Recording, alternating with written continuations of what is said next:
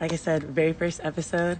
A little recap of what the series is I'm going to be going on live every Tuesday and Thursday with former student athletes that understand firsthand what it's like to step into the world of sports and entertainment, whatever they used to do, whether that was on the field, the court, the pool, whatever it is. Now they're finding success in the sports and entertainment industry. So I'm really excited. Feel free throughout the live to ask questions in the question box. I'll pin it for you guys right now. Ask questions in the questions box. Pinned.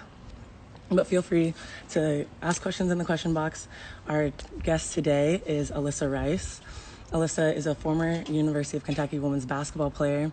She's a 6'3" center that can shoot. She shot over 49% from the field and finished top 10 in school history with blocks. And now Alyssa is working at Ohio University to get her master's. So we're going to welcome Alyssa on. And like I said, feel free to ask her any questions throughout. And shout out, oh, Alyssa, welcome in. Hey, I love your hair. You look so pretty. How are you? I'm doing good. How are you? I'm doing as good as you can during the corona. Yep, Thank you. Thank you so much for being on the live and being our first guest. Yeah, so I want to get started I want you to tell me a little bit more about who you are, what you do, and why. Yeah, so name's Alyssa Rice. From Reynoldsburg, Ohio, right outside of Columbus. Did my undergrad at the University of Kentucky, where I was an accounting major. Don't ask me why. Don't want to be an accountant by any means, but love the business aspect of it. And I always knew I wanted to stay involved with athletics, but I didn't necessarily know how. Undergrad, I went in thinking I wanted to be a physical therapist because I think that was the only thing I really knew how to stay connected with athletes.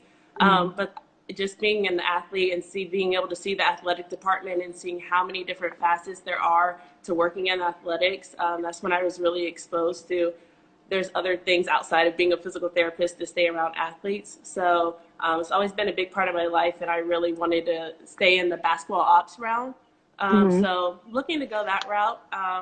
This year I'll be working with the NCAA as the Women's Basketball Championships intern. So as a former player, it's an awesome experience just be able to put on the Final Four and help coordinate that on the biggest stages of women's basketball. So really looking forward to that. I saw that you got to meet Dr. Carla Williams. And did you get to learn, what did you learn from her? And what did she teach you? Yeah, she's such an amazing woman.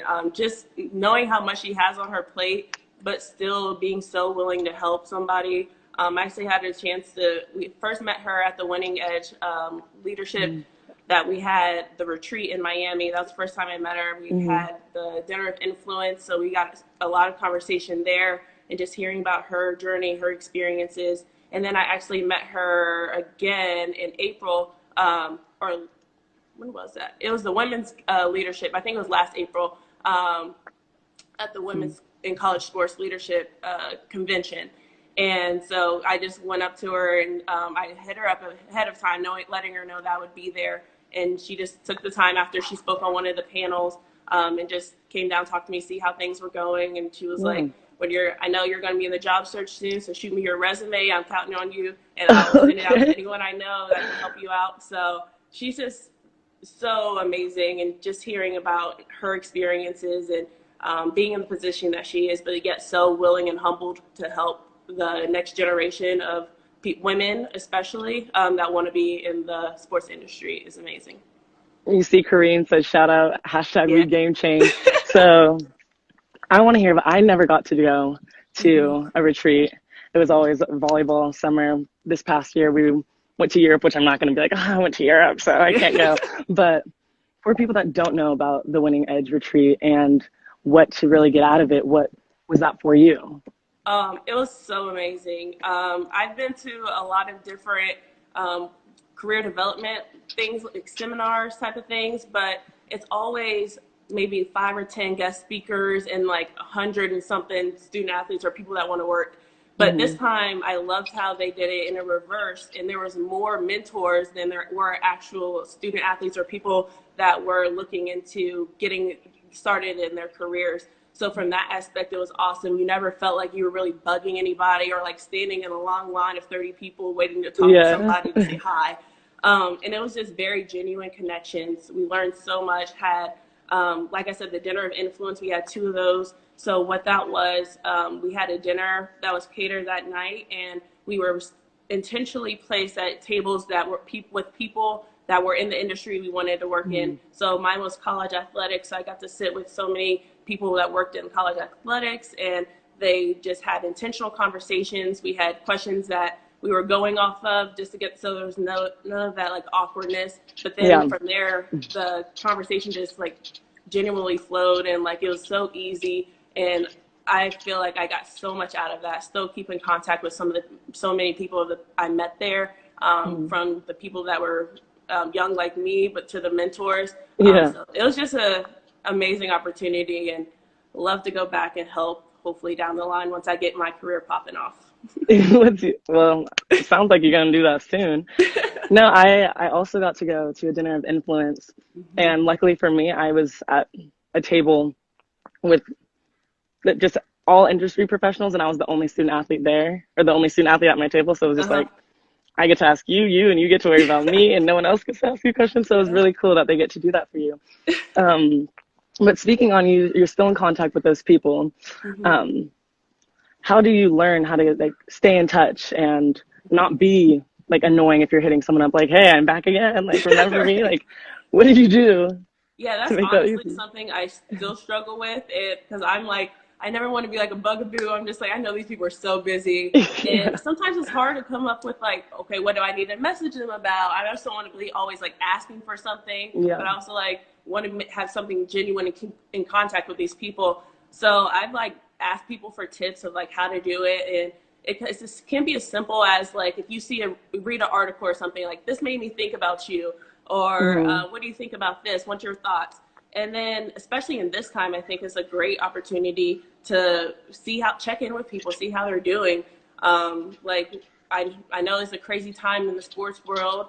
A lot of schools are worried about what the future is for their athletic programs. So just checking in, just wanted to check in during this hard time to see how you're doing and give a brief update of what you're doing and what you're doing to get better. I think they're really genuine interest, and they'll be appreciative that you took the time to reach out to them. And 9 times out of 10, I think that they really enjoy hearing back from you. And if they don't like message you or email you back right away, or even ever, at least you put that effort, put forth that effort. And maybe they saw it, but just didn't have the time to respond. So you're on their mind. And if you hit them up again later, like, oh, I seen your last message, you know? Yeah, that's really good advice. But you're talking about it's a crazy time. You work in sports, and then you're searching to be an athletic director one day, right? Potentially. Maybe you'll see. But you have an internship with the NCAA. What does that look like now that almost the sports world is shut down? Yeah, so it's a crazy time for sure. We actually had like a brief orientation via Zoom last week. So still planning to start June 15th there. It's a matter of whether we'll be starting virtually or in person. So we're preparing for both scenarios, especially in my position with coordinating the Final Four. It's a very interesting time. So we're planning it as everything like goes back to normal. So fingers crossed that everything works out and gets back to normal soon. But it is crazy. I know I was hesitant to accept the internship because I accepted back in December, and I just finished up grad school. Tomorrow was supposed to be my graduation.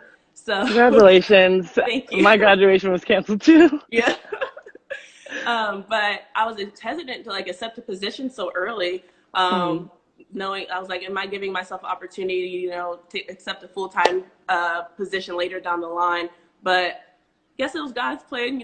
I'm not out here like stressing for a job right now, but really excited for the opportunity and just like to learn around so many great people and see the behind the scenes of what putting on a entire championship. So. Yeah, and I think the whole sports world is begging for everything to go back to normal. I can't imagine a life without sports, like let alone these past few months. It's already been crazy. Right. But rewinding to, I think I don't want to say when you were an athlete, you're always going to be an athlete. So But in your athletic career, when did you realize, like, I'm not going to play anymore and I have to start thinking about what's next? Yeah. I've always been very academic oriented. And I think like before I even went to college, like when I was going through a recruiting process, I knew I wanted to get the most out of my experience academically. And if I could be able to get a master's in within my 4 years of playing. So I always looked at there's life after basketball and I wanted to prepare for that as soon as possible. So that was something I did really early on. I considered playing professionally after, but my body was tore up by my senior year, so it is not happening. That senior year hits different. I'm doing hours of treatment before practice, so my time the was freshman up. complaining, I'm like, you don't get to complain. Right. You don't. And I remember when I was a freshman, I was like, seniors don't understand. Like, what? And then I got to my senior year, I was like, nah, you can't talk. You don't get it. If you only knew. Yeah, if you only knew. And they will. They'll find out shortly. And it's going to be like, I get you. I got you, Ronika. I understand. No, but I guess looking back, when you say you were academically, or like you had that mindset from the start, you had a 3.9 like GPA, like so close to that 4.0. I couldn't imagine. First of all, I couldn't imagine. Class. Before I switched my major, I could tell you I got a B in chemistry. Was that your only B? Yeah. That is insane. I couldn't even. Well, congratulations on that as well. But if you could say, like, top 3 things that you would tell yourself at the start of your collegiate career that helps you in the future, that you think will benefit you even more to where you are now, what would those 3 things be? Oh, that's a very good question. One, don't be afraid of failure. I'm a very high achiever. I'm a perfectionist. I like things a certain way. I don't like doing things I know I'm not going to be good at, but just putting yourself out there and being okay to fail, because that's when you're actually going to get better. And it took me a long time to learn that, still in the process of trying to like put it into action.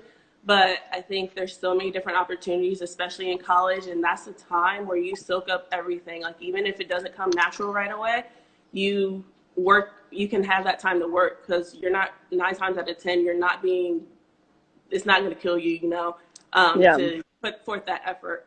And then second, I would say take time to communicate with those around you. Like I said earlier, you're around so many different people. Especially if you have an interest in sports, or even if it's not sports, if you can talk to your professors, take that time. That's what they're there for.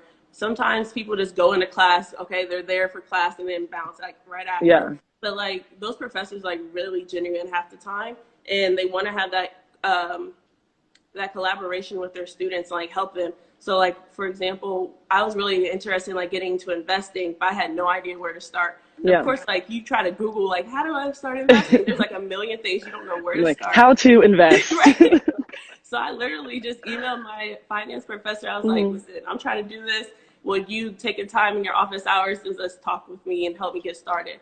And he was more than happy to. He like walk me through the process and like show me some things, like the ways to get started, like ease my way into it. Yeah. So like just little things like that. Just use your resources, because there's no time in life that you're going to have more resources available to you than when you're a student athlete. Yeah. And then 100%. Lastly, I would just say enjoy the process.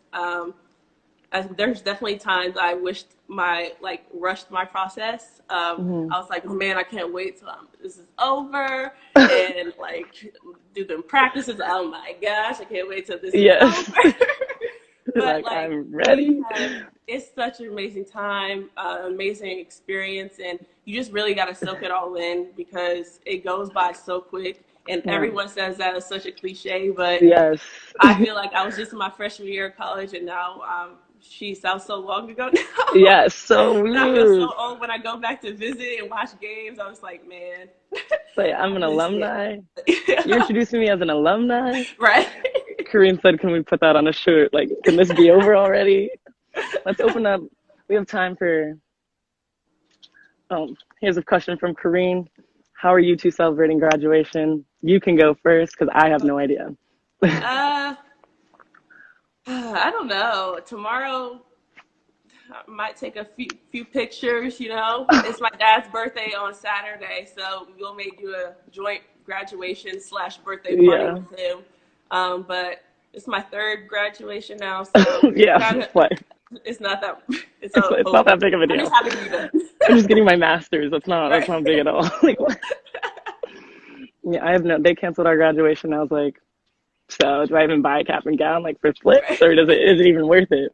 Right. Okay, we are entering the rapid fire set of Yeah. questions. Are you ready? I'm ready. Okay, question one. Your favorite sports movie? Oh, I'm failing already. Glory Road. Glory Road. Okay, number two. Who is your mentor? Your professional mentor, not just like your girl. Professional mentor. Misty Brown from the SEC. Okay. Three. Most memorable career moment. Beating Mississippi State when they were ranked number 2. I On senior. love upsets. It was on your senior night? It wasn't my senior night. It was On their one of senior it was night? yeah, one of our senior nights, yeah. Amazing. Four. Your favorite podcast. Oh, that's so hard. Favorite I don't fun know. I just podcast, smacked and then my your favorite. podcast game lately. Okay. What's the most recent one you've listened to? Mm, it was one on investing. I don't even remember the name of it, but it was like an investing one. I forget what the name is. I'm terrible. I'm sorry. We'll get back to it. We can follow up. Yeah. Google it. How to invest. Right. Three or five? I said three. Five. What is your life motto? My life Yeah. motto? Yeah, like YOLO. Oh, gosh. If you're going to do it to the best of your ability. That's nice. I like that. Okay, well, we wrapped it up. We got through all the questions. If you guys have any more questions that you want to ask Alyssa, you can send them in or you can DM them to us and send it her way. We might have you do an IG live takeover where you just answer questions people have for you, but you've been an incredible guest. I'm really happy that you got to be on the first one. Thank you. And yeah, good luck with everything with the NCAA, with being a director, everything sports related. I can't wait to keep following along. Thank you. So nice to talk to you. Nice talking to you too. Have a good one. You too. All right, guys. So thanks for watching the first episode. We're going to be back in 10 minutes. So if you missed out, you can come back in 10 minutes. And next week, to keep following along, next week we're going to have Daryl Reynolds. He's a film director now, and Jared Barnes, who is working with player services with LA Rams. I appreciate you guys all for tuning in. And like special shout out to the We leadership for setting this up for me. And we want to thank our partner Mobot. They have the original foam roller water bottle. I can't wait to get mine. And so on the next episodes, I could show off my water bottle, and then I'll send you a link and you guys can do it too. But they both, in a time where things are really hard, they, just like the We leadership, just like Mobot, and just like these guests, everyone is trying to support one another and make sure the future is as bright as possible for each and every person around them. So